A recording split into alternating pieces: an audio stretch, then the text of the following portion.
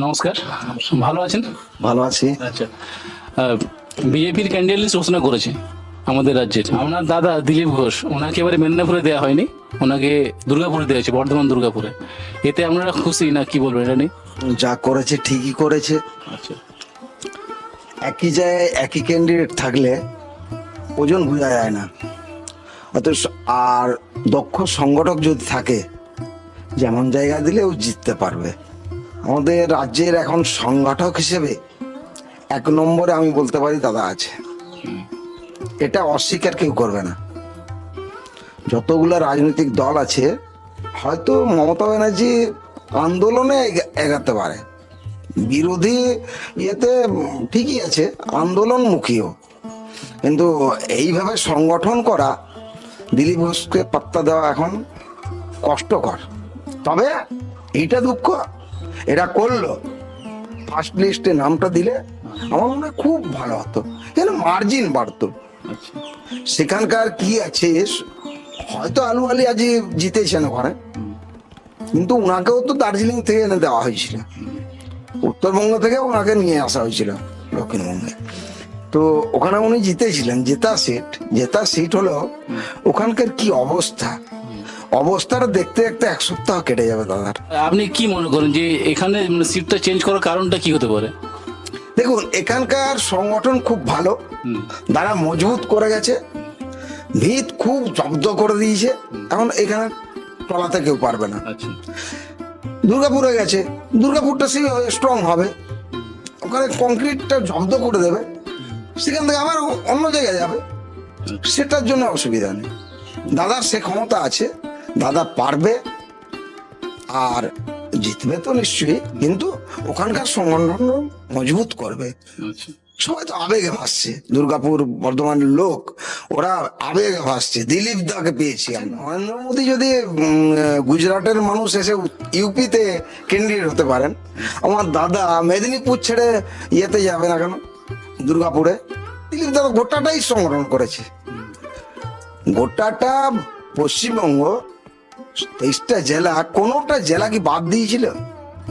এতগুলা জেলা, প্রত্যেক জায়গায় গেছে, প্রত্যেক জায়গায় সংগঠন করেছে, বীজ ছুঁড়েছে, সব জায়গায় পড়েছে, কোনো জেলা বাদ নেই, কোনো ব্লক বাদ নেই, কোনো মহকুমা বাদ নেই, কোনো অঞ্চল বাদ নেই। তাহলে ওকে যদি দুর্গাপুর দিয়ে দিল, এতে কি অসুবিধা আছে? ওর ক্ষমতা থাকলে জিতবে, ওকে যদি কেউ টপকাতে পারে সেটা দেখা যাবে কেমন আছে। এবারে প্রার্থী করা হয়েছে অগ্নিমিত্রা পালকে। হ্যাঁ, আপনি কি মনে করেন যে উনি কেমন এখানে ফলাফল দেবেন? ওনার কতটা এখানে ফ্যান বেস আছে, বা ওনার কতটা এখানে পপুলারিটি আছে, বা উনি তো এখানে নতুন সম্পূর্ণ, অগ্নিমিত্রা পাল। কি মনে করেন যে এবারে লোকসভা ভোটে কি হবে? এবারে এপাশে টিএমসির আছে জুন মালিয়া। হ্যাঁ, জুন মালিয়া হলে উনি তো বিধায়ক কেবল মেদিনীপুর ইয়েটার, আপনার টাউনশিপটার, উনি তো আর 7টা বিধানসভার নয়। তো জুন মালিয়া অগ্নিমিত্রা পালের লড়াই না, ওখানে ওখানে বিজেপি তৃণমূলের লড়াই। তো অগ্নিমিত্রা পাল হোক আর জুন মালিয়া হোক, আপনি দেখবেন ওটা যেভাবে সংগঠনটা করে গেছে দাদা যদি 2টা দিন আসে মেদিনীপুরে, তাহলে মার্জিনের হিসেব থাকবে না। দাদার আগে ভোট শেষ হয়ে যাচ্ছে, 13 তারিখ হয়ে যাচ্ছে, এটা 25 তারিখ, অনেক দিন সময় পাবে। 10-12 দিন ব্যাপার আছে, 10-12 দিনের মধ্যে যদি অগ্নিমিত্রাজি মনে করেন যে দিলীপ দাকে আমার চাই, যেমন করে হোক নিয়ে আসতে হবে, ও চাইবে, এটাও জানি। অগ্নিমিত্রা পাল যে দাদাকে পছন্দ করে না ওটা না, দাদার সময় ও জয়েন করেছে বিজেপিতে, আবার ক্যান্ডিডেটও হয়েছে দাদার এতে, জিতেও গেছে। আসানসোল থেকে, না আসানসোল বলছি, হ্যাঁ ওকে আসানসোল থেকে। তারপরে যথেষ্ট দাদাকে ভালোবাসে, সব কিছু, ওদিক দিয়ে কোনো কথা নেই। আর দাদার সিটটাই দাঁড়িয়েছে, মানে অগ্নিমিত্রা পাল 100% জিতেই আছে। আমি বলতে চাইছি যে আপনার দাদা যদি এসে ওনার হয়ে একটু প্রচার করে দেবেন মেদিনীপুরে, তাহলে ওনার সিটটা আরো মজবুত হবে। মজবুত না, ওই ইয়েটা মানে অ্যাভারেজটা বেড়ে যাবে। আচ্ছা, অতএব আর জিতের যে ফারাকটা ওটা কিন্তু অনেক ব্যবধান হয়ে যাবে। দাদা থাকলে তো বলার কথা নেই, ওর মার্জিন যে কি হতো, হয়তো ইন্ডিয়া ফার্স্ট বা ইন্ডিয়া ফার্স্ট না হলেও ওয়েস্ট বেঙ্গল কয়েকটা রাজ্যের মধ্যে 10টার মধ্যে হয়তো একটা হয়ে যেত মার্জিনের দিক থেকে। মার্জিনের দিক থেকে। আচ্ছা, হয়তো মোদিজির সঙ্গে বা অমিত শাহজি ওরা একটু ওই ধরনের লোক, ওনাদের সঙ্গে টেক্কা দিচ্ছে না দাদা, কিন্তু এখানে মার্জিনে এগোতো পশ্চিমবাংলায়, এটা 100%। আপনার দাদার কথা আমি শুনেছি, উনিও বলছিলেন যে উনি মেদিনীপুরে চেয়েছিলেন, কিন্তু দল থেকে ওনাকে দুর্গাপুরে পাঠানো হয়েছে। তো সেক্ষেত্রে ওনার কোনো অভিযোগ নেই, উনি বলছেন দল যেটা আমাকে বলবে আমি সেটাই করবো, যেখানে দাঁড়াতে বলবে আমি সেখানে দাঁড়াবো। তো উনি চেয়েছিলেন যে ওনাকে মেদিনীপুর থেকে দাঁড় করানো হোক, ওনারও এটাতে বেশি ইচ্ছে ছিল আর কি। যে যার বাড়ি কেউ ছেড়ে যেতে চায়,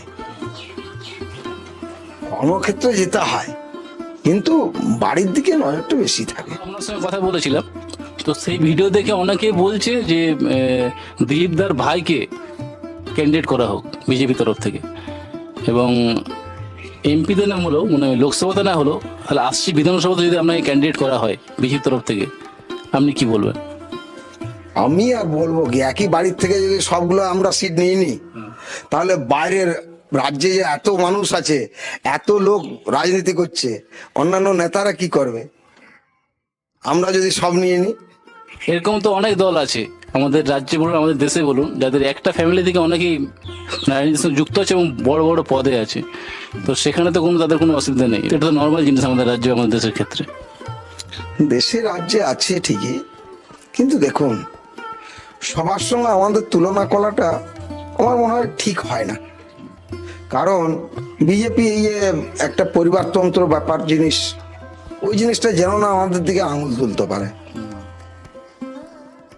বিজেপিতে এরা আছে, ওরা পরিবারতন্ত্রকে বিশ্বাস করে না, সেই হিসেবে সে যত বড় নেতা হোক যাই হোক, আমরা সমর্থন করবো, কর্মী হিসাবে থাকবো, সমর্থক হিসাবে থাকবো, ঠিকই আছে, কিন্তু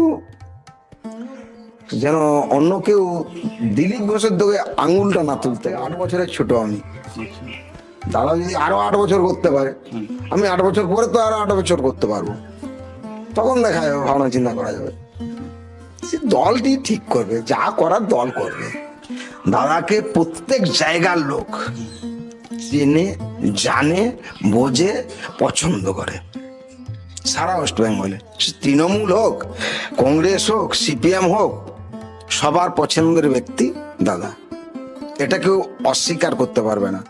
না হয় কি করে সংগঠন দুধের মতো ফুলে গেল এত তাড়াতাড়ি?